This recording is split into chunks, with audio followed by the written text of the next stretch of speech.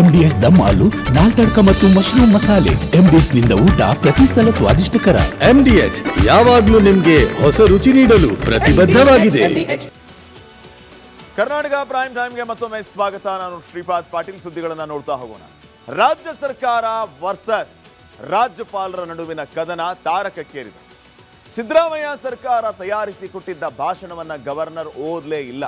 ಅದಕ್ಕೆ ಕಾರಣ ಏನು, ರಾಜ್ಯಪಾಲರ ಸಮರ್ಥನೆ ಏನು ಹೇಳ್ತೀನಿ. ಅದಕ್ಕೂ ಮುನ್ನ ಇವತ್ತು ಏನೇನಾಯಿತು ಅಂತ ಒಂದ್ಸರಿ ನೋಡ್ಕೊಂಬನ್ನಿ.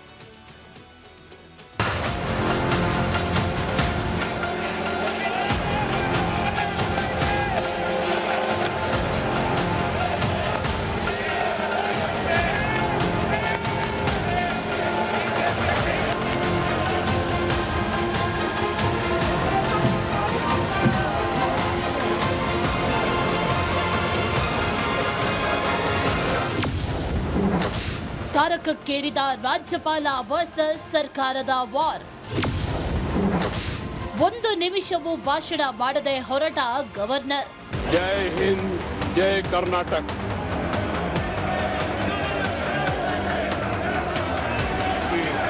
ನಿರೀಕ್ಷೆ ಹುಸಿಯಾಗಲಿಲ್ಲ. ಎಲ್ಲರೂ ಅಂದುಕೊಂಡಂತೆ ಜಂಟಿ ಅಧಿವೇಶನದಲ್ಲಿ ಭಾರಿ ಹೈ ಡ್ರಾಮಾ ನಡೆದಿದೆ. ಸರ್ಕಾರ ಬರೆದುಕೊಟ್ಟ ಭಾಷಣ ಓದಲು ರಾಜ್ಯಪಾಲ ತಾವರ್ ಚಂದ್ ಗೆಹ್ಲೋಟ್ ಹಿಂದೇಟ್ ಹಾಕಿದ್ದಾರೆ. ಅಲ್ಲದೆ ಒಂದೇ ಸಾಲಿನಲ್ಲಿ ಭಾಷಣ ಮಾಡಿ ವಿಧಾನಸೌಧದಿಂದ ಹೊರಟು ಹೋಗಿದ್ದಾರೆ. कुल मिलाकर राज्य की आर्थिक, सामाजिक और भौतिक विकास की गति दोगुना करने के लिए मेरी सरकार पूरी तरह प्रतिबद्ध है. जय हिंद, जय कर्नाटक.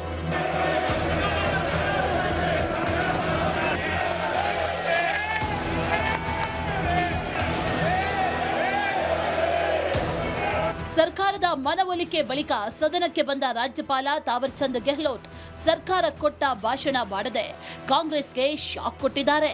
ಒಂದು ನಿಮಿಷವೂ ಭಾಷಣ ಮಾಡದೆ ಗವರ್ನರ್ ಅಧಿವೇಶನದಿಂದ ಹೊರ ನಡೆದಿದ್ದಾರೆ. मुझे कर्नाटक विधानमंडल के एक और संयुक्त सत्र को संबोधित करते हुए हर्ष की अनुभूति हो रही है.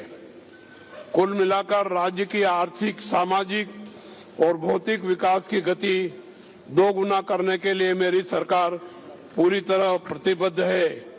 जय हिंद, जय कर्नाटक. ಗವರ್ನರ್ ಅಧಿವೇಶನದಿಂದ ಹೊರ ನಡೀತಾ ಇದ್ದಂತೆ ಆಡಳಿತ ಪಕ್ಷದವರು ವಿರೋಧ ವ್ಯಕ್ತಪಡಿಸಿದ್ದಾರೆ.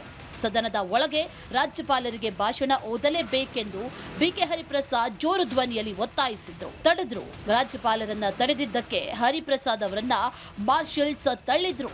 ಆಗ ಹರಿಪ್ರಸಾದ್ ಬಟ್ಟೆಯೇ ಹರಿದು ಹೋಯಿತು.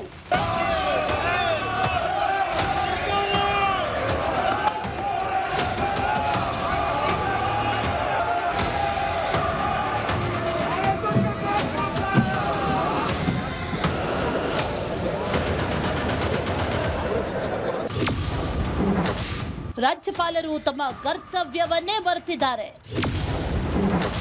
ರಾಜ್ಯಪಾಲರ ನಡೆಗೆ ಸಿಎಂ ಸಿದ್ದರಾಮಯ್ಯ ಕಿಡಿ. ಜಂಟಿ ಅಧಿವೇಶನ ಉದ್ದೇಶಿಸಿ ಭಾಷಣ ಮಾಡತಕ್ಕಂಥದ್ದು ಸಂವಿಧಾನದ ರೀತಿಯ ರಾಜ್ಯಪಾಲರ ಕರ್ತವ್ಯ. ಆರ್ಟಿಕಲ್ 176, 163 ಬಹಳ ಸ್ಪಷ್ಟವಾಗಿ ಹೇಳ್ತದೆ. ರಾಜ್ಯಪಾಲರು ಅವರು ತಯಾರು ಮಾಡಿದಂಥ ಭಾಷಣವನ್ನು ಓದಾಗಿಲ್ಲ. ಕೇಂದ್ರ ಸರ್ಕಾರದ ಕೈಗೊಂಬೆಯಂತೆ ವರ್ತಿಸಿದ್ದಾರೆ. ಕೇಂದ್ರ ಸರ್ಕಾರದ ಕೈಗೊಂಬೆಯಂತೆ ವರ್ತಿಸಿದ್ದಾರೆ. ಕೇಂದ್ರ ಸರ್ಕಾರ ಮಾಡಿರ್ತಕ್ಕಂಥ ತಪ್ಪನ್ನು ಮುಚ್ಚಲಿಕ್ಕೋಸ್ಕರ ರಾಜ್ಯಪಾಲರ ಕೈಲಿ ಬೇರೆ ಭಾಷಣವನ್ನು ಓದಿಸಿದ್ದಾರೆ. ಇದು ಸಂವಿಧಾನ ಬಾಹಿರ, ಸಂವಿಧಾನದ ಉಲ್ಲಂಘನೆ.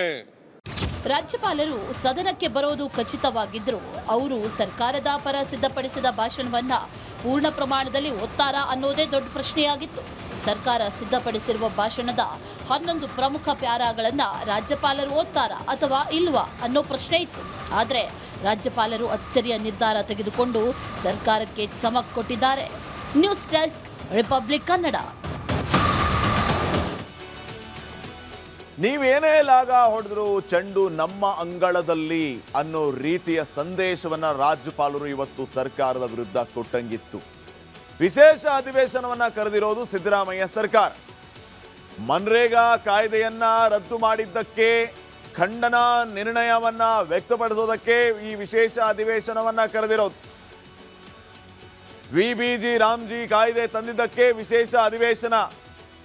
ಸರ್ಕಾರ ಸಿದ್ಧಪಡಿಸಿದ ಪ್ರತಿಯನ್ನ ರಾಜ್ಯಪಾಲರು ಓದಲೇಬೇಕು. ಕ್ಯಾಬಿನೆಟ್ ತಯಾರು ಮಾಡಿದಂತಹ ಪ್ರತಿಯನ್ನ ರಾಜ್ಯಪಾಲರು ಸಂಪೂರ್ಣವಾಗಿ ಓದಬೇಕು.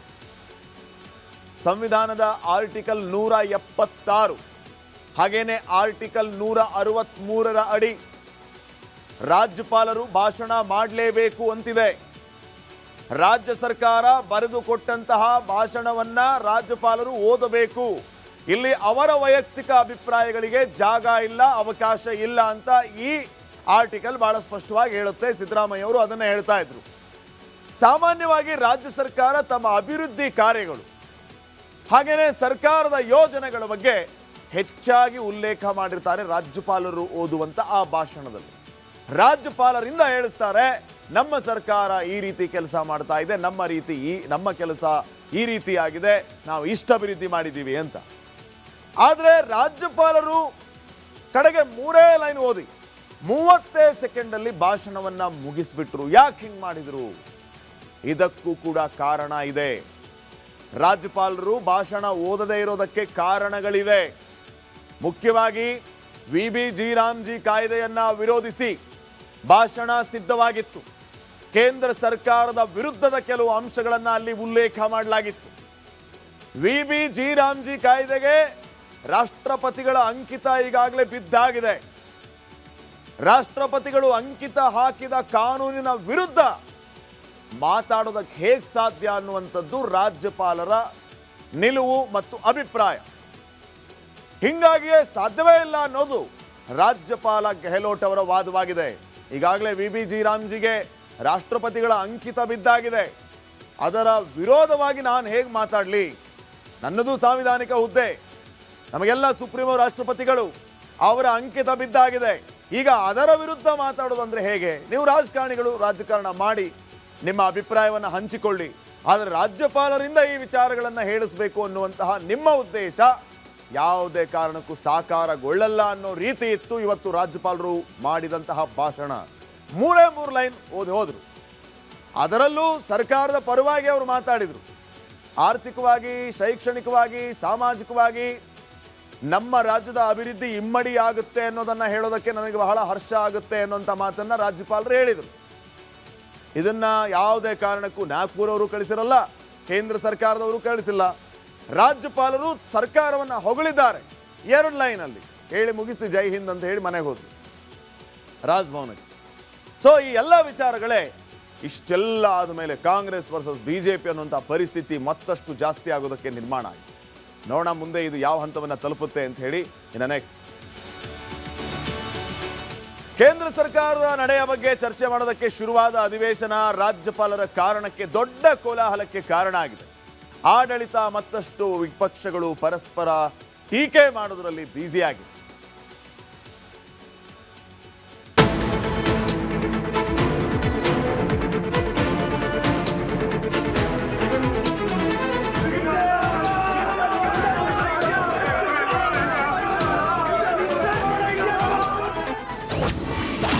ಭಾಷಣ ಮಾಡದೆ ಹೊರಟು ಹೋದ ರಾಜ್ಯಪಾಲರು. ಬಿಜೆಪಿ ಕಾಂಗ್ರೆಸ್ ಶಾಸಕರಿಂದ ಪರ ವಿರೋಧ ಚರ್ಚೆ. ವಿಧಾನಮಂಡಲದ ಜಂಟಿ ಅಧಿವೇಶನ ಉದ್ದೇಶಿಸಿ ರಾಜ್ಯಪಾಲ ತಾವರ್ ಚಂದ್ ಗೆಹ್ಲೋಟ್ ಭಾಷಣ ಮಾಡದೆ ಒಂದೇ ಸಾಲಿನಲ್ಲಿ ಭಾಷಣ ಮಂಡಿಸಿ ಸದನದಿಂದ ನಿರ್ಗಮಿಸಿದ್ದಾರೆ. ರಾಜ್ಯಪಾಲರ ನಡೆ ಬಗ್ಗೆ ಕಾಂಗ್ರೆಸ್ ಬಿಜೆಪಿ ಪಕ್ಷಗಳ ಶಾಸಕರು ಪರ ವಿರೋಧ ಚರ್ಚೆ ನಡೆಸುತ್ತಿದ್ದಾರೆ. ಬಿಜೆಪಿ ಸದಸ್ಯರು ರಾಜ್ಯಪಾಲರ ನಡೆಯನ್ನ ಸಮರ್ಥಿಸಿಕೊಂಡರೆ ಕಾಂಗ್ರೆಸ್ ಸದಸ್ಯರು ತೀವ್ರವಾಗಿ ವಿರೋಧಿಸಿ ಟೀಕಿಸುತ್ತಿದ್ದಾರೆ. ರಾಜ್ಯಪಾಲರು ಜನತೆಗೆ ಅಪಮಾನ ಮಾಡಿದ್ದಾರೆ. ಇವತ್ತು ನಡೆದ ಘಟನೆ ಕರ್ನಾಟಕ ರಾಜ್ಯದಲ್ಲಿ ಒಂದು ಕರಾಳ ಇತಿಹಾಸವನ್ನು ಸೃಷ್ಟಿ ಮಾಡಿದೆ. ಕರ್ನಾಟಕ ರಾಜ್ಯಕ್ಕೆ ಮಸಿಯನ್ನು ಬಳಿಲಿಕ್ಕೆ ಪ್ರಯತ್ನ ಭಾರತೀಯ ಜನತಾ ಪಾರ್ಟಿ ನೇಮಿತ ತಾವರ್ಚಂದ್ ಗೆಹ್ಲೋಟ್ ರವರು ಇವತ್ತು ಮಾಡಿರ್ತಕ್ಕಂಥದ್ದು ಕರ್ನಾಟಕ ರಾಜ್ಯದ ಜನತೆಗೆ ಅಪಮಾನವನ್ನು ಮಾಡಿರ್ತಕ್ಕಂಥದ್ದು. ನಾಗ್ಪುರದಲ್ಲಿ ಬರೆದ ಪ್ರತಿಯನ್ನ ಓದಿದ್ದಾರೆ. ನಾಗ್ಪುರ್ ಯೂನಿವರ್ಸಿಟಿಯಿಂದ ಬಂದಿರತಕ್ಕಂಥ 2 ಅಕ್ಷರವನ್ನು ಓದಿ ಇಡೀ ಕರ್ನಾಟಕ ರಾಜ್ಯಕ್ಕೆ, ರಾಜ್ಯದ ಜನತೆಗೆ ಅಪಮಾನ ಮಾಡಿದ್ದಾರೆ. ಅದರಲ್ಲಿ ನಾವು ಪ್ರತಿಭಟನೆ ಮಾಡೋ ಸಂದರ್ಭದಲ್ಲಿ ಭಾರತೀಯ ಜನತಾ ಪಾರ್ಟಿಯ ಕೆಲವು ಶಾಸಕರು ನನ್ನ ಬಟ್ಟೆಯನ್ನು ಹರಿದು ಹಿಂದೆಯಿಂದ ಹರಿದಿದ್ದಾರೆ. ಮುಂದೆ ಬರಲಿಕ್ಕೆ ಯಾರಿಗೂ ಧೈರ್ಯ ಇಲ್ಲ. ಅವ್ರಿಗೆ ರಣಹೇಡಿಗಳು ಬ್ರಿಟಿಷರ ಬೂಟ್ ನೆಕ್ದವರು ಭಾರತೀಯ ಜನತಾ ಪಾರ್ಟಿಯವರು RSS ಅವರು ಮುಂದೆ ಬಂದು ಹೋರಾಟ ಯಾವತ್ತೂ ಮಾಡಲಿಕ್ಕೆ ಅವ್ರಿಗೆ ಧೈರ್ಯ ಇಲ್ಲ. ಗವರ್ನರ್ ಮೂಲಕ ಕರ್ನಾಟಕ ರಾಜ್ಯದ ಹೆಸರಿಗೆ ಮಸಿ ಬಳ್ಳಿಕ್ಕೆ ಪ್ರಯತ್ನ ಮಾಡ್ತಾ ಇದ್ದಾರೆ. ಕಾಂಗ್ರೆಸ್ ನಾಯಕರಿಂದ ಗೂಂಡಾಗಿರಿ. ಕಾಂಗ್ರೆಸ್ ಅವರು ಇಡೀ ಸದನವನ್ನ ಗೂಂಡಾಗಿರಿ ಮಾಡಿದ್ದಾರೆ. ಇವತ್ತು ರಾಜ್ಯಪಾಲರ ಮೇಲೆ ತಳ್ಳೋ ಅಂಥದ್ದು, ಅವ್ರನ್ನ ಅಟ್ಯಾಕ್ ಮಾಡೋ ಅಂಥದ್ದು, ಗೆರಾವ್ HK ಪಾಟೀಲ್ ಅಂತ ಹಿರಿಯ ಸದಸ್ಯರು, ಕಾನೂನು ಸಚಿವರು, ಅವರೇ ಎದ್ದು ನಿಂತ್ಕೊಂಡು ಗವರ್ನರ್ಗೆ ಅಡ್ಡಿಪಡಿಸಿರುವಂಥದ್ದು. ಕಾಂಗ್ರೆಸ್ನಿಂದ ಪ್ರಜಾಪ್ರಭುತ್ವ ಕಗ್ಗೊಲೆ. ಈ ಕಾಂಗ್ರೆಸ್ ಸರ್ಕಾರ ಪ್ರಜಾಪ್ರಭುತ್ವದ ಕಗ್ಗೊಲೆ ಮಾಡುವಂತ ಕೆಲಸ ಮಾಡಿದ್ದಾರೆ. ಒಂದು ಒಕ್ಕೂಟದ ವ್ಯವಸ್ಥೆಗೆ ಧಕ್ಕೆ ತರುವಂತ ದಾರಿಯಲ್ಲಿ ಇವತ್ತು ರಾಜ್ಯ ಸರ್ಕಾರ ಸಾಗ್ತಾ ಇದೆ. ಸದನದ ದುರ್ಬಳಕೆಯನ್ನು ಕೂಡ ರಾಜ್ಯ ಸರ್ಕಾರ ಮಾಡಿಕೊಳ್ಳೋದಕ್ಕೆ ಹೊರಟಿರ್ತಕ್ಕಂಥದ್ದು ದುರ್ದೈವ. ಇದು ರಾಜ್ಯಪಾಲರು ದಲಿತರು ಅಂದ ದೌರ್ಜನ್ಯ. ಅಧ್ಯಕ್ಷರೇ, ರಾಜ್ಯಪಾಲರು ದಲಿತರು ಅನ್ನೋ ಕಾರಣಕ್ಕೆ ಸರ್ಕಾರದ ಧೋರಣೆ ಇದು. ಈ ಸರ್ಕಾರಕ್ಕೆ ರಕ್ಷಣೆ ಬಳ್ಳಾರಿಯಲ್ಲಿ ಗುಂಡಾರಿಸ್ತೀರಿ, ರಾಜ್ಯಪಾಲರಿಗೆ ರಾಜ್ಯಪಾಲರ ಭಾಷಣದಿಂದ ರಾಜ್ಯದಲ್ಲಿ ಹೊಸ ಸಂಚಲನ ಸೃಷ್ಟಿಯಾಗಿದೆ.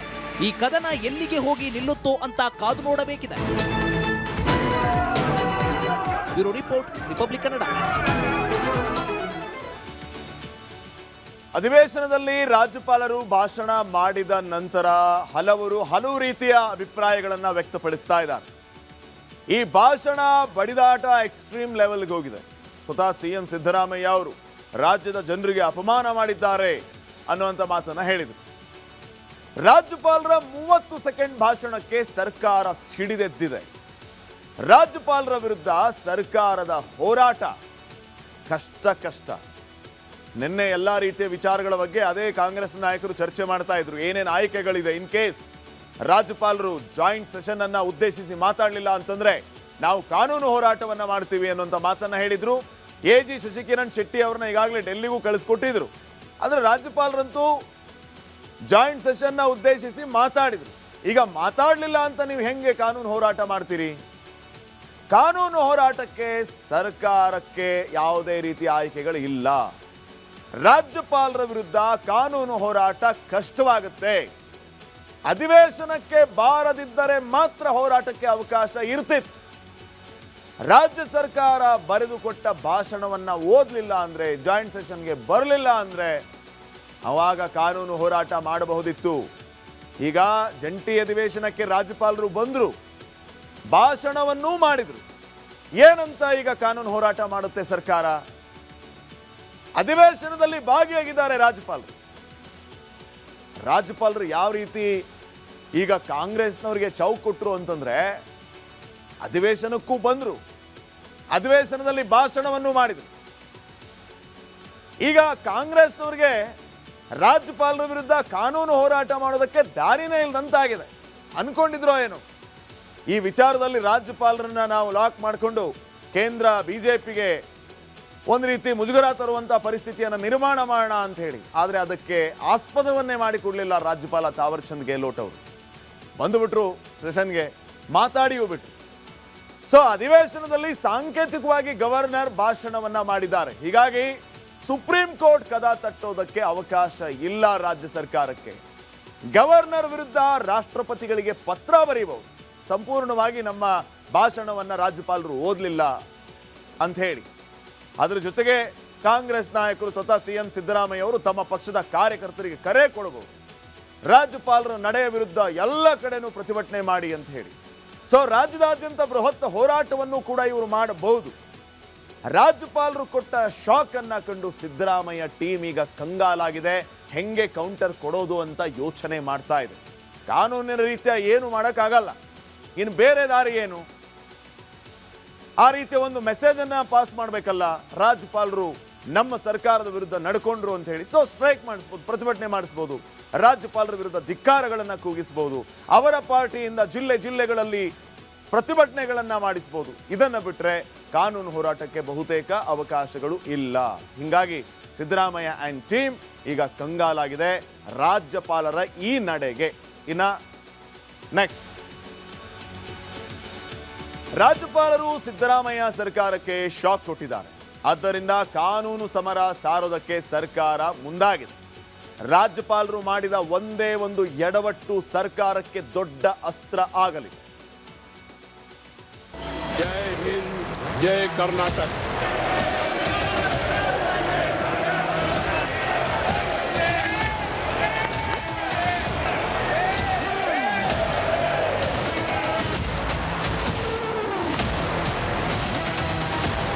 ವಿಧಾನಮಂಡಲ ಜಂಟಿ ಅಧಿವೇಶನವನ್ನ ಉದ್ದೇಶಿಸಿ ರಾಜ್ಯಪಾಲ ಥಾವರ್ ಚಂದ್ ಗೆಹ್ಲೋಟ್ ಭಾಷಣ ಮಾಡಿಲ್ಲ. ಬದಲಿಗೆ ಭಾಷಣವನ್ನ ಮಂಡಿಸಿ ವಿಧಾನಮಂಡಲದಿಂದ ನಿರ್ಗಮಿಸಿದ್ದಾರೆ. ಒಂದು ಸಾಲಿನ ಭಾಷಣವನ್ನ ಮಂಡಿಸಿ ರಾಜ್ಯಪಾಲರು ವಿಧಾನಮಂಡಲದಿಂದ ನಿರ್ಗಮಿಸಿದ್ರು. ಥಾವರ್ ಚಂದ್ ಗೆಹ್ಲೋಟ್ ನಡೆಗೆ ಕಾಂಗ್ರೆಸ್ ವಿರೋಧ ವ್ಯಕ್ತಪಡಿಸಿದೆ. ರಾಜ್ಯಪಾಲರ ವಿರುದ್ಧ ಸಿದ್ದು ಸರ್ಕಾರದ ಸಮರ. ರಾಷ್ಟ್ರಪತಿ ಮೊರೆ ಹೋಗಲು ಸಚಿವ ಸಂಪುಟ ನಿರ್ಧಾರ.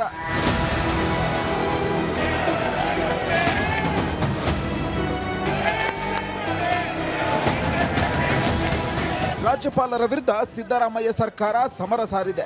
ಸಚಿವ ಸಂಪುಟ ಸಭೆಯಲ್ಲಿ ರಾಜ್ಯಪಾಲರ ನಡೆಯ ಬಗ್ಗೆ ಚರ್ಚೆ ನಡೆದಿದೆ. ಥಾವರ್ ಚಂದ್ ಗೆಹ್ಲೋಟ್ ಮಾಡಿದ ಒಂದೇ ಒಂದು ತಪ್ಪನ್ನ ಮುಂದಿಟ್ಟುಕೊಂಡು ಹೋರಾಡಲು ನಿರ್ಧರಿಸಲಾಗಿದೆ.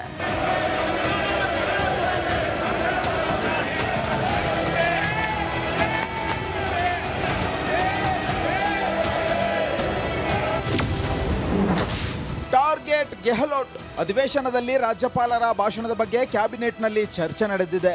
ರಾಜ್ಯಪಾಲರ ಭಾಷಣದ ಬಳಿಕ ರಾಷ್ಟ್ರಗೀತೆ ಕಡ್ಡಾಯವಾಗಿ ಹಾಡಬೇಕು. ಆದರೆ ರಾಜ್ಯಪಾಲರು ರಾಷ್ಟ್ರಗೀತೆಗೂ ಕಾಯದೆ ಹೊರಟಿರುವುದಕ್ಕೆ ಆಕ್ಷೇಪ ವ್ಯಕ್ತವಾಗಿದೆ. ರಾಜ್ಯಪಾಲರ ನಡೆ ಬಗ್ಗೆ ಕಾನೂನು ಸಲಹೆ ಪಡೆಯಲು ಸಿಎಂ ನೇತೃತ್ವದ ಸಂಪುಟ ಸಭೆಯಲ್ಲಿ ತೀರ್ಮಾನಿಸಲಾಗಿದೆ. ರಾಜ್ಯಪಾಲರನ್ನ ವಾಪಸ್ ಕರೆಸಿಕೊಳ್ಳಲು ರಾಷ್ಟ್ರಪತಿಗಳಿಗೆ ಪತ್ರ ಬರೆಯುವ ಬಗ್ಗೆಯೂ ಚರ್ಚೆ ನಡೆದಿದೆ. ಈ ವಿಚಾರ ಸುಲಭವಾಗಿ ಬಿಡಬಾರದೆಂದು ಸಿದ್ದರಾಮಯ್ಯ ನಿರ್ಧರಿಸಿದ್ದಾರೆ. ರಾಜ್ಯಪಾಲ ಗೆಹ್ಲೋಟ್ ಸಂಘರ್ಷ ಶುರು ಮಾಡಿದ್ದಾರೆ. ರಾಜ್ಯಪಾಲರಿಂದಲೇ ಕಾರ್ಯಲೋಪ ಎಂಬ ವಾದ ಮಂಡಿಸೋಣ ಎಂದು ಸಚಿವರು ಹೇಳಿದ್ದಾರೆ. ರಾಷ್ಟ್ರಪತಿಗೆ ಪತ್ರ ಬರೆಯುವುದು ಬಿಡುವುದು ಸಿಎಂ ವಿವೇಚನೆಗೆ ಬಿಟ್ಟಿದ್ದು ಅಂತ ಸಂಪುಟ ತೀರ್ಮಾನಿಸಿದೆ.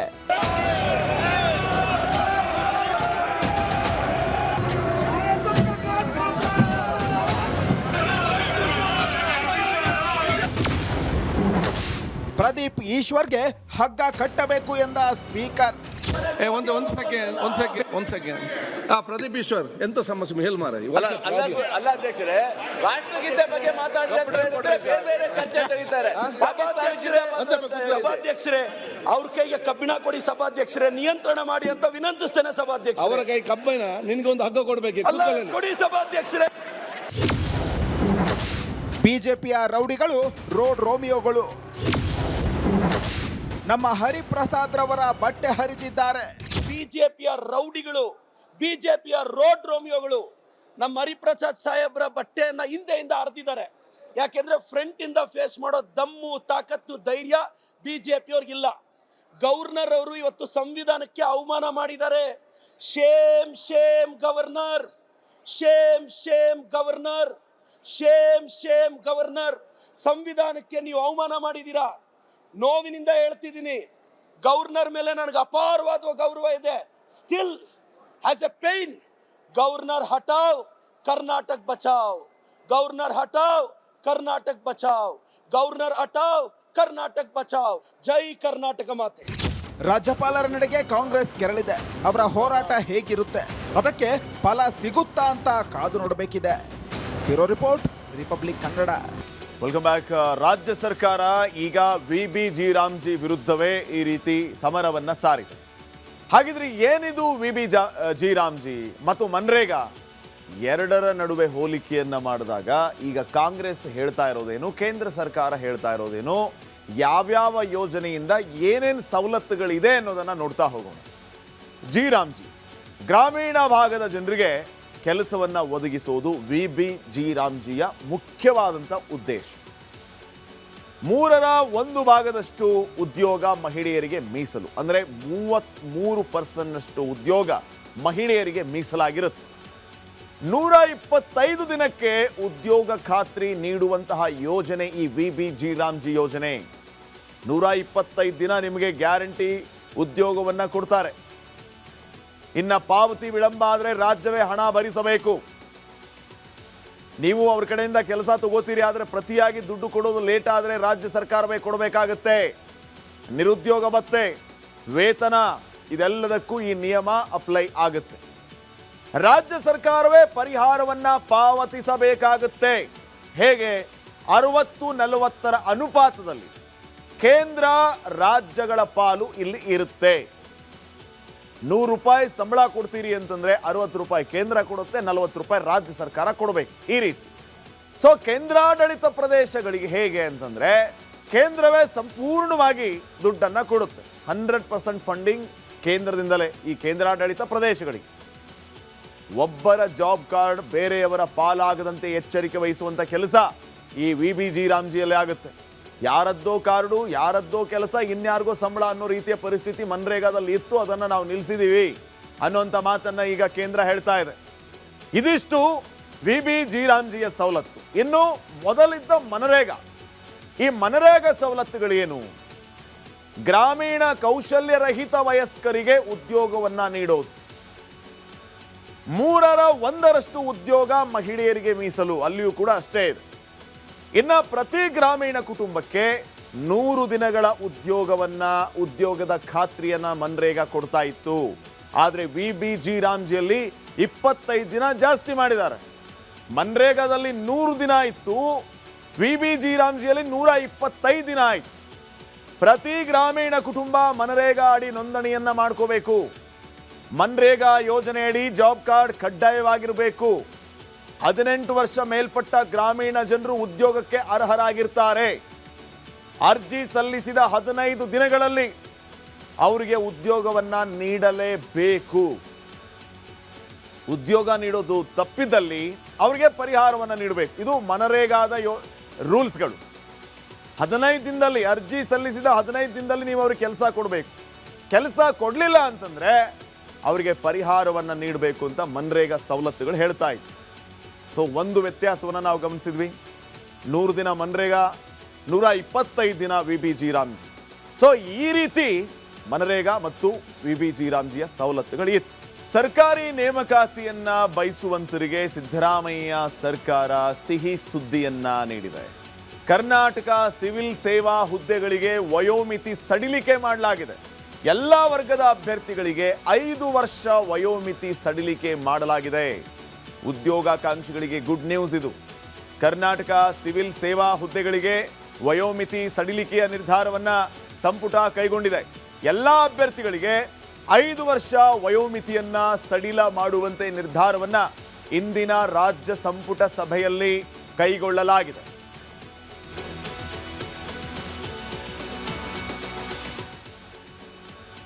ಗವರ್ಮೆಂಟ್ ಜಾಬ್ ಮಾಡಲೇಬೇಕು ಅಂತ ಯಾರೆಲ್ಲ ಆಸೆಯನ್ನ ಇಟ್ಕೊಂಡಿದ್ದೀರಿ, ಆದರೆ ವಯಸ್ಸಿನ ತೊಂದರೆ ಆಗುತ್ತೆ ಅಂತ ಯಾರೆಲ್ಲ ಅಂದ್ಕೊಂಡಿದ್ದೀರಿ, ಅವರಿಗೆ ಒಂದು ರೀತಿಯ ಗುಡ್ ನ್ಯೂಸ್. ಮತ್ತೆ 5 ವರ್ಷ ವಯೋಮಿತಿ ವಿಸ್ತರಣೆಯ ಭಾಗ್ಯವನ್ನ ಸಿದ್ದರಾಮಯ್ಯ ಸರ್ಕಾರ ಉದ್ಯೋಗಾಕಾಂಕ್ಷಿಗಳಿಗೆ ನೀಡಿದೆ. ಕರ್ನಾಟಕ ಸರ್ಕಾರಿ ನೌಕರಿ ಮೇಲೆ ಕಣ್ಣಿಟ್ಟವರಿಗೆ ಇದು ಸಿಹಿ ಸುದ್ದಿ. ವಯೋಮಿತಿ ವಿಸ್ತರಣೆ ಭಾಗ್ಯವನ್ನ ಸಿದ್ದರಾಮಯ್ಯ ಸರ್ಕಾರ ಕರುಣಿಸಿದೆ. ಎಲ್ಲ ವರ್ಗದ ಅಭ್ಯರ್ಥಿಗಳಿಗೆ 5 ವರ್ಷ ವಯೋಮಿತಿ ಸಡಿಲಿಕೆಯನ್ನ ಮಾಡಿದೆ. ಜನರಲ್ ಕ್ಯಾಟಗರಿ ಆಗಲಿ, OBC ಆಗಲಿ, ಇತ್ಯಾದಿ ಎಲ್ಲರಿಗೂ 5 ವರ್ಷ ವಯೋಮಿತಿ ಸಡಿಲಿಕೆ. ಇದುವರೆಗೂ ಸಾಮಾನ್ಯ ವರ್ಗಕ್ಕೆ 35 ವರ್ಷಗಳ ವಯೋಮಿತಿ ಇತ್ತು. ಸಾಮಾನ್ಯ ವರ್ಗದವರು 35 ವರ್ಷದವರೆಗೂ ಅರ್ಜಿಯನ್ನು ಸಲ್ಲಿಸಬಹುದಿತ್ತು ಗವರ್ಮೆಂಟ್ ಜಾಬ್ಗೆ. ಇನ್ಮುಂದೆ ಅದೇ ಸಾಮಾನ್ಯ ವರ್ಗದ ವಯೋಮಿತಿ 40 ವರ್ಷಕ್ಕೆ ವಿಸ್ತರಣೆಯಾಗಿದೆ.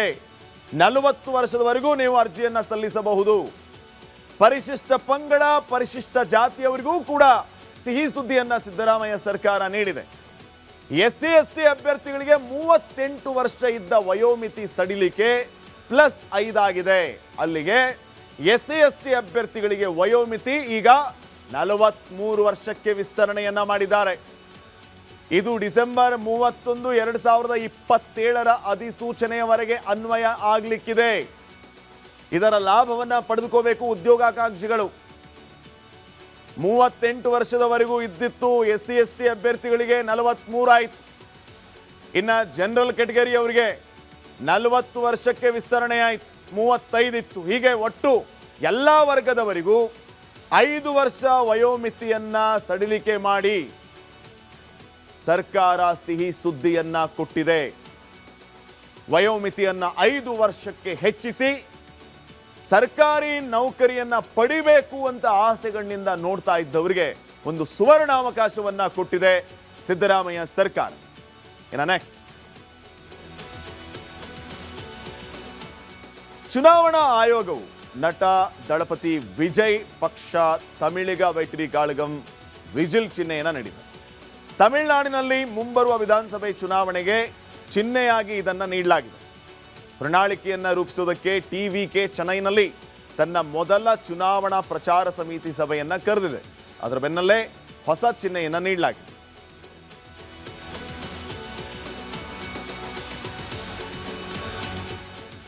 ತಮಿಳುನಾಡು ವಿಧಾನಸಭೆಗೆ 2026ರಲ್ಲಿ ಚುನಾವಣೆ ನಡೆಯುತ್ತೆ.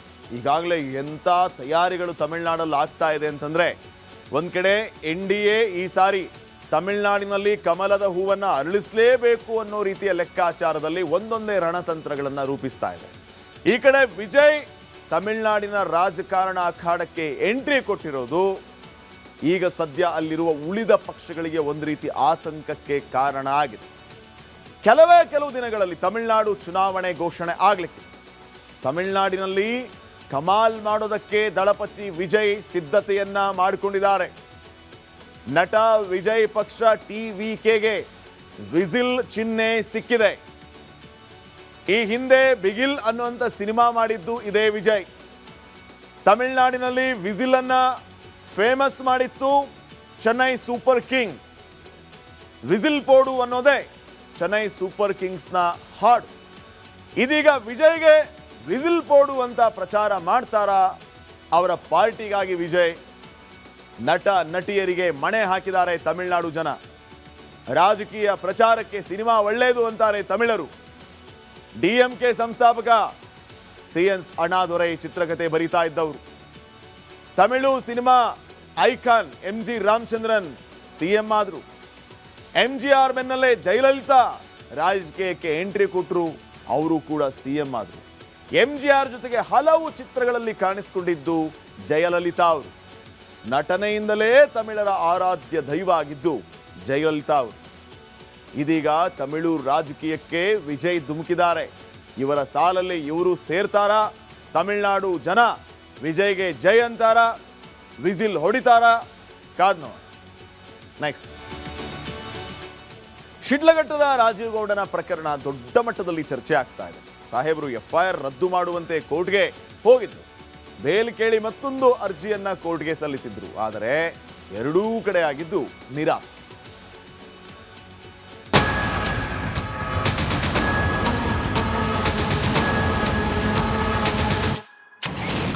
ಶಿಡ್ಲಘಟ್ಟದ ಧಮ್ಕಿ ವೀರನಿಗೆ ಡಬಲ್ ಶಾಕ್.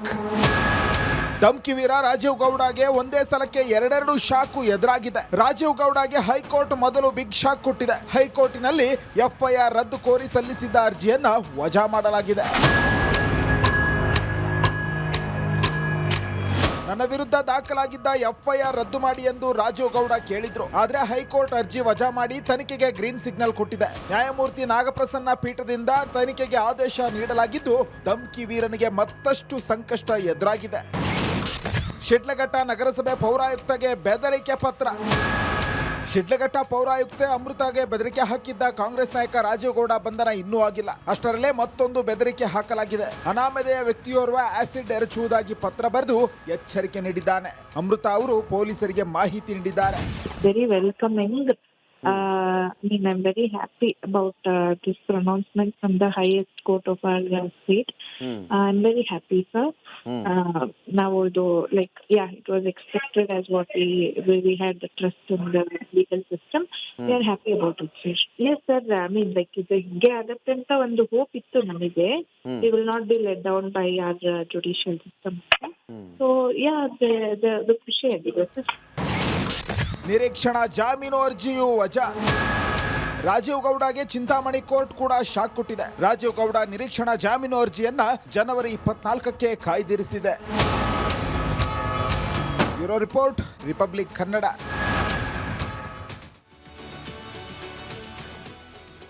ದಾನ ಚಿಂತಾಮಣಿ ಅತ್ತಿಮಬ್ಬೆಯ ಕರ್ಮಭೂಮಿಯಲ್ಲಿ ಉತ್ಖನನ ಚುರುಕುಗೊಂಡಿದೆ. ಐತಿಹಾಸಿಕ ಲಕ್ಕುಂಡಿ ಭೂಮಿಯಲ್ಲಿ ಹುದುಗಿರುವ ರಹಸ್ಯ ಒಂದೊಂದಾಗಿ ಬಯಲಾಗ್ತಾ ಇದೆ.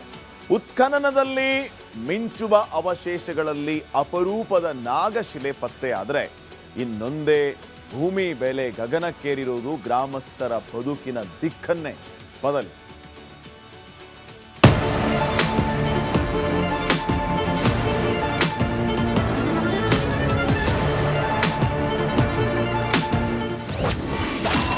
ಏಳನೇ ದಿನದ ಉತ್ಖನನ, ನಾಣ್ಯ ಮೂಳೆಗಳು ಪತ್ತೆ. ಹಸಿರು ಬಣ್ಣದ ಕಲ್ಲಿನ ನಾಗಶಿಲೆ, ರಹಸ್ಯ ಬಯಲು. ಲಕ್ಕುಂಡಿ ಗ್ರಾಮದಲ್ಲಿ ಉತ್ಖನನ ಕಾರ್ಯ ಭರದಿಂದ ಸಾಗ್ತಿದೆ. ಕ್ಷಣ ಕ್ಷಣಕ್ಕೂ ರೋಚಕ ತಿರುವು ಸಿಗ್ತಿದೆ. ಕೋಟೆ ವೀರಭದ್ರೇಶ್ವರ ದೇವಸ್ಥಾನದ ಆವರಣದಲ್ಲಿ ಸಿಕ್ಕ ಪಾಣಿಪೀಠವನ್ನ ಮೊದಲು ಶಿವಲಿಂಗ ಪಾಣಿಪೀಠ ಎನ್ನಲಾಗಿತ್ತು. ಆದ್ರೀಗ ಹಸಿರು ಬಣ್ಣದ ನಾಗಶಿಲೆ ಪತ್ತೆಯಾಗಿದೆ.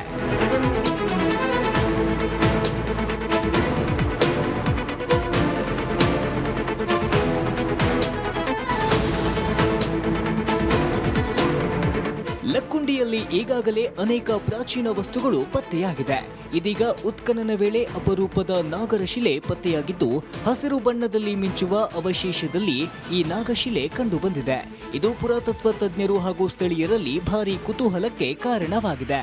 ಆ ಶಿವನ ನಾಗನ ಕೆತ್ತಿದಂಥ ಶಿಲೆ ಪತ್ತೆಯಾಗಿದೆ. ಇದು ಸಾಕಷ್ಟು ವಿಶೇಷತೆ ಪಡೆದುಕೊಂಡಿದೆ. ಯಾಕಂತಂದರೆ ಇಲ್ಲಿ ಈವರೆಗೂ ಕೂಡ ಸಿಕ್ಕಂಥ ಅವಶೇಷಗಳ ಪೈಕಿ ಈ ರೀತಿ ಯಾವುದೇ ಒಂದು ಶಿಲೆ ಪತ್ತೆಯಾಗಿಲ್ಲ. ಎಲ್ಲವೂ ಕೂಡ ಕಪ್ಪು ಬಣ್ಣಿನಿಂದ ಕೂಡಿದ್ದು. ಆದರೆ ಇದು ಗ್ರೀನ್ ಅಂದರೆ ಹಸಿರು ಬಣ್ಣದ್ದಿದೆ. ಅದೇ ರೀತಿಯಾಗಿ ಮಿಂಚ್ತಾ ಇದೆ. ಇಂಥ ಕಲ್ಲು ಈ ಭಾಗದಲ್ಲಿ ಇಲ್ಲ ಅಂಥೇಳಿ ಸಂಶೋಧಕರು ಹೇಳ್ತಾ ಇದ್ದಾರೆ. ಇನ್ನು ಪುರಾತನ ಕಾಲದ ನಾಣ್ಯ, ಮೂಳೆಗಳು ಹಾಗೂ ಒಡೆದ ಮಡಿಕೆಯ ಚೂರುಗಳು ಪತ್ತೆಯಾಗಿದೆ. ಇನ್ನು ನೈಜ ಲಕ್ಕುಂಡಿ ಪ್ರದೇಶದಲ್ಲಿ ಇಂದಿನಿಂದ ಉತ್ಖನನ ಮತ್ತಷ್ಟು ತೀವ್ರಗೊಂಡಿದ್ದು, ಚಿನ್ನದ ಖಜಾನೆಯೇ ಪತ್ತೆಯಾಗುವ ಸಾಧ್ಯತೆ ಇದೆ. 6.5 ಇಂದ 7 ಅಡಿ ಈಗ ಆಗಲೇ ಉತ್ಖನನ ಆಗಿದೆ. ಇನ್ನೂ 1 ಅಡಿ ಉತ್ಖನನ ಅಥವಾ 1.5 ಫೂಟ್ 2 ಫೂಟ್ ಉತ್ಖನನ ಆದರೆ ಹಿಂದೆ ಏನು ಕಲ್ಯಾಣ ಚಾಲುಕ್ಯರ ಕಾಲದಲ್ಲಿ ಇರುವಂಥ ನೈಜ ಲಕ್ಕುಂಡಿ ಅಲ್ಲಿಂದ ಪ್ರಾರಂಭವಾಗುತ್ತೆ ಸರ್. ಇನ್ನೂ ಅತ್ಯಂತ ಕುತೂಹಲಕಾರಿ ಸಾಕಷ್ಟು ಪ್ರಾಚ್ಯಾವಶೇಷಗಳು ಸಿಗುವ ಒಂದು ಭರವಸೆ ಇದೆ, ಅಭಿಪ್ರಾಯವಿದೆ. 1 ಎಕರೆ ಭೂಮಿಗೆ 1 ಕೋಟಿ ಮೌಲ್ಯ. ಒಂದೆಡೆ ಲಕ್ಕುಂಡಿಯನ್ನ ವಿಶ್ವ ಪಾರಂಪರಿಕ ಪಟ್ಟಿಗೆ ಸೇರಿಸುವ ಪ್ಲಾನ್ ಮಾಡಲಾಗ್ತಿದೆ. ಇನ್ನೊಂದೆಡೆ ಚಿನ್ನದ ನಿಧಿ ಪತ್ತೆ ಹಾಗೂ ಉತ್ಖನನದಿಂದ ಜನರ ಬದುಕು ಬಂಗಾರವಾಗಿದೆ. ವಿಶೇಷವಾಗಿ ರಾಷ್ಟ್ರೀಯ ಹೆದ್ದಾರಿ 63ರ ಪಕ್ಕದ ಜಮೀನುಗಳಿಗೆ ಡಿಮ್ಯಾಂಡ್ ಮೇಲೆ ಡಿಮ್ಯಾಂಡ್ ಬಂದಿದೆ. ಈ ಹಿಂದೆ ಹೆದ್ದಾರಿ ಪಕ್ಕದ ಜಮೀನಿಗೆ ಎಕರೆಗೆ 30 ರಿಂದ 40 ಲಕ್ಷ ರೂಪಾಯಿ ಇದ್ದ ಬೆಲೆ ಇದೀಗ 1 ಕೋಟಿಗೆ ಏರಿಕೆಯಾಗಿದೆ. ಇದೀಗ ಲಕ್ಕುಂಡಿಯಲ್ಲಿ ಭೂಮಿಯ ಬೆಲೆ 2-3 ಪಟ್ಟು ಹೆಚ್ಚಾಗಿದೆ. ಇದು ಉತ್ಖನನ ಆಗೋದಕ್ಕಿಂತ ಮುಂಚೆ ರೇಟು ಬದಲಿತ್ರಿ. 30 ಲಕ್ಷ 40 ಲಕ್ಷ ಎಪ್ಪರ್ ಎಕರ್ ಇದ್ವು. ಈಗ ಉತ್ಖನನ ಸ್ಟಾರ್ಟ್ ಆಗಿ ನಿಧಿ ಸಿಕ್ಕಿಂದ ಉತ್ಖನನ ಸ್ಟಾರ್ಟ್ ಆಗಿಂದ ಈಗ 1 ಕೋಟಿ ತನಕ ಈಗ ಇದ ವಾರದಾಗ ರಿಜಿಸ್ಟ್ರೇಷನ್ ಆಗ್ಯಾವ್ರಿ. ಈಗ ಒಂದು 3-4 ಆಸ್ತಿ. ಆಮೇಲೆ ಇವು 5 ಸ್ಟಾರ್ ಹೋಟೆಲ್ನವರು, ಆಮೇಲೆ 3 ಸ್ಟಾರ್ ಹೋಟೆಲ್ನವರು, ವ್ಯಾಪಾರಸ್ಥರು ಇವರೆಲ್ಲ ರೋಡ್ ಕಡೆ ಈಗಾಗಲೇ ಒಳ್ಳೆ ರೇಟ್ ಬಂದೈತಿ. ಬಂಗಾರದ ಬೆಲೆನ ಬಂದೈತಿ. ಈಗ ರಿತ್ತಿ ಕುಟುಂಬಕ್ಕೆ ಸೈಟ್, ರಿಪಬ್ಲಿಕ್ ವರದಿಯ ಇಂಪ್ಯಾಕ್ಟ್. ಲಕ್ಕುಂಡಿಯಲ್ಲಿ ಮನೆಗೆ ಪಾಯ ಹಾಕುವ ವೇಳೆ ರಿತ್ತಿ ಕುಟುಂಬಕ್ಕೆ ಬಂಗಾರದ ನಿಧಿಯೇ ಪತ್ತೆಯಾಗಿತ್ತು. ಹೀಗಾಗಿ ಜಾಗವನ್ನ ವಶಕ್ಕೆ ಪಡೆದು ಉತ್ಖನನ ನಡೆಸಲಾಗಿದೆ. ಜಾಗವೂ ಇಲ್ಲ, ಮನೆಯೂ ಇಲ್ಲದೆ ಕುಟುಂಬಸ್ಥರು ಕಣ್ಣೀರು ಹಾಕ್ತಿದ್ರು. ಈ ಬಗ್ಗೆ ರಿಪಬ್ಲಿಕ್ ಕನ್ನಡ ಸಾಲು ಸಾಲು ವರದಿ ಬೆನ್ನಲ್ಲೇ ಪ್ರಜ್ವಲ್ ರಿತ್ತಿ ಕುಟುಂಬಕ್ಕೆ ಗ್ರಾಮ ಪಂಚಾಯಿತಿಯಿಂದ ಸೈಟ್ ಘೋಷಣೆ ಮಾಡಲಾಗಿದೆ. ಒಂದು ಮನೆ ಕಟ್ಟಿಸ್ಕೊಡ್ರಿ, ಅವ್ರಿಗೊಂದು ನೌಕರಿ ಜಾಬ್ ಕೊಡ್ರಿ ಅಂತ ಹೇಳಿದ್ರಿ. ಅದ್ರ ಪ್ರಕಾರ ಅವರು ಹ್ಞೂ ಅಂತ ಹೇಳ್ಯಾರ. ಇವತ್ತೆಲ್ಲ ಅದು ಈ ನಾಳೆ ಜನವರಿ 20 ಫೈನಲ್ ಮಾಡ್ತೀವಿ ಅಂತ ಹೇಳ್ಯಾರ. ಏನೇನು ಕೊಡ್ತೀನಿ ಅಂದಾರ? ಈಗ ಮನೆ ಕೊಟ್ಟಾರ ಈಗ ಅವ್ರು ಪಂಚಾಯತ್ಯಾರ 40-30. ಆಮೇಲೆ ಏನೈತಿ ಇವ್ರ ನೌಕರಿದು ಇದ್ರ ಬಗ್ಗೆ ಅಷ್ಟು ಚರ್ಚೆ ಮಾಡಿ ಕಾನೂನು ಪ್ರಕಾರ ಏನೇನೈತಿ ಅದು ಮಾಡ್ತೀವಪ್ಪ ಅಂತ ಹೇಳ್ಯಾರ ಅವ್ರು. ಈಗ ನಿಮ್ಮ ಜೊತೆ ನಾವು ನಿಂತು ರಿಪಬ್ಲಿಕ್ ಕನ್ನಡ ವರದಿ ಮಾಡಿತ್ತು. ಏನು ಹೇಳಕ್ಕೆ ಇಷ್ಟಪಡ್ತೀವಿ? ಈಗ ಆರ್ ಕನ್ನಡ ಅವ್ರಿಗೂ ನಾವು ತುಂಬ ವಂದನೆಗಳು. ನಮ್ಮ ಬಗ್ಗೆ ಹೋರಾಡ್ರಲ್ಲ ಇಷ್ಟೆಲ್ಲ ಅವ್ರಿಗೂ ನಾವು ತುಂಬ ವಂದನೆಗಳು. ಒಂದೊಂದೇ ಐತಿಹಾಸಿಕ ಬೆಳವಣಿಗೆಗೆ ಲಕ್ಕುಂಡಿ ಸಾಕ್ಷಿಯಾಗ್ತಿದೆ. ಒಂದೆಡೆ ಇತಿಹಾಸದ ಅವಶೇಷಗಳು, ಮತ್ತೊಂದೆಡೆ ಅಭಿವೃದ್ಧಿಯ ಕನಸು ಅನಾವರಣವಾಗ್ತಿದೆ. ಉತ್ಖನನದ ಜೊತೆಗೆ ಲಕ್ಕುಂಡಿಯ ಭವಿಷ್ಯವು ಹೊಸ ದಿಕ್ಕಿನಲ್ಲಿ ಸಾಗ್ತಿದ್ದು, ಈ ವೇಳೆ ಮಣ್ಣಿನೊಳಗಿಂದ ಮತ್ತಷ್ಟು ರಹಸ್ಯಗಳು ಹೊರಬರುವ ಸಾಧ್ಯತೆ ಇದೆ. ಮಂಜು ಪತ್ತಾರ್, ರಿಪಬ್ಲಿಕ್ ಕನ್ನಡ, ಗದಗ. ಟ್ರಂಪ್ ಒಂದು ರೀತಿ ಪಾಕಿಸ್ತಾನವನ್ನ ಪೀಕಲಾಟಕ್ಕೆ ಸಿಕ್ಕಾಕ್ಸ್ತಾ ಇರುವಂತಹ ಘಟನೆಗಳು ನಡೀತಾ ಇದೆ. ಒಂದ್ ಕಡೆ ಇಸ್ರೇಲ್ ರಕ್ಷಣೆಗಾಗಿ ಹೊಸ ಪ್ಲಾನ್ ಅನ್ನ ಮಾಡಿರುವಂತದ್ದು ಡೊನಾಲ್ಡ್ ಟ್ರಂಪ್. ಗಾಜಾ ಶಾಂತಿ ಮಂಡಳಿಯನ್ನ ದೊಡ್ಡಣ್ಣ ರಚನೆ ಮಾಡಿದ್ದಾರೆ. ಗಾಜಾ ಸ್ಟ್ರಿಪ್ ಸುತ್ತಮುತ್ತ ಯಾವುದೇ ರೀತಿಯ ಅಹಿತಕರ ಘಟನೆಗಳು ನಡೀಬಾರದು, ಯುದ್ಧ ಆಗಬಾರದು ಇತ್ಯಾದಿ ವಿಚಾರಗಳಿಗೆ ಮೊದಲ ಸನ್ನದು ಪ್ರತಿಯನ್ನ ಟ್ರಂಪ್ ಘೋಷಣೆ ಮಾಡಿದ್ದಾರೆ. ದಾವೋಸ್ನಲ್ಲಿ ಸನ್ನದು ಪ್ರತಿಯನ್ನ ಪರಿಚಯಿಸಿದ್ದಾರೆ ಕೂಡ ಡೊನಾಲ್ಡ್ ಟ್ರಂಪ್. ಸನ್ನದು ಪ್ರತಿಗೆ ಪಾಕಿಸ್ತಾನ್ ಸೇರಿ ಹಲವು ರಾಷ್ಟ್ರಗಳು ಸಹಿ ಕೂಡ ಹಾಕ್ಬಿಟ್ಟಿದೆ. ಗಾಜಾ ಶಾಂತಿ ಮಂಡಳಿಯಲ್ಲಿ ಪಾಕಿಸ್ತಾನಕ್ಕೆ ಸದಸ್ಯತ್ವ, ಶಾಂತಿ ಮಂಡಳಿ ಸೇರುವಂತೆ ಭಾರತಕ್ಕೂ ಟ್ರಂಪ್ ಆಹ್ವಾನವನ್ನ ನೀಡಿದರು. ಆದರೆ ಈ ಮಂಡಳಿಯಲ್ಲಿ ಪಾಕಿಸ್ತಾನ ಇರೋದ್ರಿಂದ ಭಾರತ ಅಕ್ಷರಶಃ ಹಿಂದೇಟು ಹಾಕಿದೆ. ಪಾಕಿಸ್ತಾನಕ್ಕೂ ಶಾಂತಿಗೂ ಎಲ್ಲಿಯ ನಂಟು? ಅವರೇನಕ್ಕೆ ಈ ಮಂಡಳಿಯಲ್ಲಿದ್ದಾರೆ? ಏನು ಶಾಂತಿ ಪ್ರಿಯರ ಅವರು? ಯಾರನ್ನ ಸಾಕೊಂಡಿದ್ದಾರೆ ಅವ್ರ ದೇಶದಲ್ಲಿ? ಅಂಥವರು ಈ ಮಂಡಳಿಯಲ್ಲಿರುವಾಗ ನಮಗೇನು ಕೆಲಸ ಇಲ್ಲ. ಇದು ಒಂದು ರೀತಿ ಡೊಂಬಿತನ ಅನಿಸುತ್ತೆ ಅನ್ನುವಂಥ ಮಾತನ್ನ ಭಾರತ ಹೇಳಿದೆ. ಟ್ರಂಪ್ ಮಾತನ್ನ ಕೇಳಿ ಸಹಿ ಹಾಕಿ ಕೆಟ್ಟಿರುವಂಥದ್ದು ಈಗ ಪಾಕಿಸ್ತಾನ್. ಯಾಕೆ ಅಂತಂದ್ರೆ ಶಾಶ್ವತ ಸದಸ್ಯನಾಗಲು $1 ಬಿಲಿಯನ್ ಕೊಡಬೇಕಾಗಿದೆ ಪಾಕಿಸ್ತಾನ್. ಅಲ್ಲಿ ಗೋಧಿ ಹಿಟ್ಟು ತೊಗೊಳಕ್ಕೆ ದುಡ್ಡಿಲ್ಲ ಅವರಿಗೆ. ಇನ್ನು $1 ಬಿಲಿಯನ್ ಏನು ಕೊಡ್ತಾರೆ? $1,700 ಕೆಜಿ ಆಗಿದೆ ಅಲ್ಲಿ ಗೋಧಿ ಹಿಟ್ಟು. ಅದನ್ನು ತಗೊಳಕ್ಕೆ ದುಡ್ಡಿಲ್ಲ ಅವ್ರ ಹತ್ರ. ಇನ್ನು $1 ಬಿಲಿಯನ್ ಕೊಟ್ಬಿಡ್ತಾರಾ? ಪಾಕಿಸ್ತಾನ್ ಭಿಕ್ಷೆ ಬೇಡಿ ಬದುಕ್ತಾ ಇದೆ. ಆದರೆ ಪಾಕ್ ಸಾಮಾನ್ಯ ಸದಸ್ಯತ್ವ ಪಡೆದಿರುವ ಸಾಧ್ಯತೆ ಇದೆ. ಸದಸ್ಯತ್ವ ಪಡೆದಿಲ್ಲ ಅಂದ್ರೆ ಟ್ರಂಪ್ ಭಿಕ್ಷೆ ಹಾಕೋಕ್ಕೂ ನಿಲ್ಲಿಸ್ತಾರೆ. ನೋಡಿ, ಕೋಜಿಕೋಡ್ನಲ್ಲಿ ನಡೆದಂತ ಒಂದು ದುರಂತ ಕಥೆ ಇದು. ಬಸ್ನಲ್ಲಿ ದೀಪಕ್ ಕಣ್ಣೂರಿಗೆ ಪ್ರಯಾಣ ಮಾಡ್ತಾ ಇರ್ತಾರೆ. ಅವ್ರ ಪಾಡಿಗೆ ಅವ್ರು ಹೋಗ್ತಾ ಇರ್ತಾರೆ. ಅದೇ ಬಸ್ನಲ್ಲಿ ಓರ್ವ ಯುವತಿ ಪ್ರಯಾಣ ಮಾಡ್ತಾ ಇದ್ಲು. ಬಸ್ ರಶ್ ಆಗಿದ್ದಕ್ಕೆ ದೀಪಕ್ ದೇಹ ಶಿಂಜಿತಾಗೆ ತಾಗಿತ್ತು. ತನ್ನ ಮೊಬೈಲಲ್ಲಿ ರೆಕಾರ್ಡ್ ಮಾಡಿದ್ದು ಅದನ್ನ ಶಿಂಜಿತಾ ಬೇಕು ಅಂತಾನೆ ತನ್ನ ದೇಹವನ್ನ ತಾಗಿಸ್ತಾ ಇರೋದು ಆ ವಿಡಿಯೋದಲ್ಲಿ ಬಹಳ ಸ್ಪಷ್ಟವಾಗಿ ಗೊತ್ತಾಗ್ತಾ ಇದೆ. ಪ್ರತಿರೋಧ ಒಡ್ಡುವಂತಹ ಹಾವಭಾವ ಆಕೆಯ ಮುಖದಲ್ಲಿ ಇರಲೇ ಇಲ್ಲ. ಆತ ಉದ್ದೇಶಪೂರ್ವಕವಾಗಿ ಮಾಡ್ತಾ ಇದ್ದಾನಂತಂದ್ರೆ ಅದನ್ನ ತಡಿಬೇಕಾಗಿರುವಂಥ ಕೆಲಸ ಈಕೆಯಿಂದ ಆಗಬೇಕಾಗಿತ್ತು. ಅದನ್ನ ಬಿಟ್ಟು ಒಂದು ರೀತಿ ಹಸನ್ಮುಖಿಯಾಗಿ ವಿಡಿಯೋ ಮಾಡ್ತಾ ಇದ್ದದ್ದು. ಬಸ್ನಲ್ಲಿ ಲೈಂಗಿಕ ಕಿರುಕುಳ ಅಂತ ಪೋಸ್ಟ್ ಮಾಡಿದ್ಲು ಈಕೆ. ಯುವತಿ ಪೋಸ್ಟ್ ಮಾಡಿದ ಕೆಲವೇ ಗಂಟೆಗಳಲ್ಲಿ ಅದು ವೈರಲ್ ಆಯಿತು. ವಿಡಿಯೋ ನೋಡಿ ದೀಪಕ್ ಒಂದು ಕ್ಷಣ ಬೆಚ್ಚಿ ಬಿದ್ರು. ಮನನೊಂದು ದೀಪಕ್ ಆತ್ಮಹತ್ಯೆನೇ ಮಾಡ್ಕೊಂಡ್ಬಿಟ್ರು. ನೋಡಿ, ಕೆಲವರ ಹುಚ್ಚಾಟಗಳು ಯಾವ ರೀತಿಯ ಅವಾಂತರಗಳಿಗೆ ಕಾರಣ ಆಗುತ್ತೆ. ಈ ರೀತಿ ಹುಚ್ಚಾಟ ಮಾಡೋರು ಎಲ್ಲರೂ ಕೂಡ ಇಂಥವುಗಳನ್ನು ಗಮನಿಸಬೇಕು. ನಿಮ್ಮ ದಿಮಾಕಿಗೆ, ನಿಮ್ಮ ಲೈಕ್ಸ್ಗೆ ಈ ರೀತಿ ಮಾಡೋದು ಎಷ್ಟು ಮಟ್ಟಿಗೆ ಸರಿ? ಇದೆಲ್ಲ ಆದಮೇಲೆ ಯುವತಿಯ ವಿರುದ್ಧ ದೀಪಕ್ ಕುಟುಂಬಸ್ಥರು ದೂರನ್ನ ಕೊಟ್ಟರು. ಕೊನೆಗೂ ವ್ಲಾಗರ್ ಶಿಂಜಿತಾ ಮುಸ್ತಫಾರನ್ನ ಈಗ ಅರೆಸ್ಟ್ ಮಾಡುವಂಥ ಕೆಲಸ ಆಗಿದೆ. ಆದ್ದರಿಂದ ಪುರುಷರು ಹೋದಲ್ಲಿ ಬಂದಲ್ಲಿ ಭಾಳ ಎಚ್ಚರ ವಹಿಸಿ. ಇಂಥ ಯುವತಿಯರು ಏನೋ ವಿಡಿಯೋ ಮಾಡೋಕ್ಕೆ ಹೋಗಿ ಏನೋ ಮಾಡಿ ಅದನ್ನು ಹುಡುಗರು ತಲೆ ಕಟ್ಟಿ ಆಮೇಲೆ ಅವರು ಸುಸೈಡ್ ಮಾಡ್ಕೊಳ್ಳೋದು ಯಾಕೆ ಬೇಕು? ಇದೆಲ್ಲ ಎಚ್ಚರದಿಂದ ಇರಿ. ಆರೋಗ್ಯ ಹಾಗೂ ನ್ಯೂಟ್ರಿಷನ್ ಸಿಗುತ್ತೆ ನೋಡಿ, ಬಾಡಿ ಸ್ಟ್ರಾಂಗ್ ಆಗುತ್ತೆ. ಸ್ವಲ್ಪ ತಿಂದು ಹಸಿವು ನಿಗುತ್ತೆ, ಡೈಜೆಷನ್ಗೆ ಇಲ್ಲ ಅಪಾಯ. MDH ಸೋಯಾಟಿ ಅಸಲಿ ಪ್ರೋಟೀನ್. MDH